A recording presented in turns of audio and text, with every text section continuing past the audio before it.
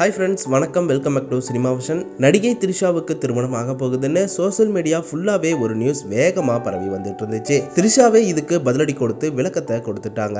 தமிழ் சினிமாவில் முன்னணி நடிகைகள்ல த்ரிஷாவும் ஒரு நடிகை, இன்னமும் சிங்கிளாவே இருந்துட்டு இருக்க நடிகைகள்ல ஒரு நடிகையாவும் த்ரிஷா இருந்துட்டு இருக்காங்க. இவங்களுக்கு 40 வயசு ஆகுது. இவங்களுக்கு ஏற்கனவே திருமண நிச்சயதார்த்தமாகி திருமணம் பண்ண போற நிலையில நின்று போச்சு. அதாவது 2015 வருண் மணியன் அப்படிங்கிற தொழில் அதிபரை தான் திருமணம் பண்ணிக்கிறதா இருந்தாங்களா, நிச்சயதார்த்தமும் கூட பண்ணிட்டாங்களாமா. ஆனா இவங்களுடைய திருமணம் நிச்சயதார்த்தோடய நின்னு போச்சு. அதை தொடர்ந்து வருண் மணியனும் வேறொரு பொண்ணை திருமணம் பண்ணிக்கிட்டாராமா. ஆனா த்ரிஷா திருமணமே பண்ணிக்காம சிங்கிளாவே இருந்துட்டு இருக்காங்க. அதிலிருந்தே ஒவ்வொரு வருஷமுமே த்ரிஷாவுக்கு திருமணம் அப்படிங்கிற நியூஸை பரப்பி வந்துகிட்டு இருக்காங்க. அந்த வகையில இப்பவும் த்ரிஷாவுக்கு திருமணம் ஆக போகுது.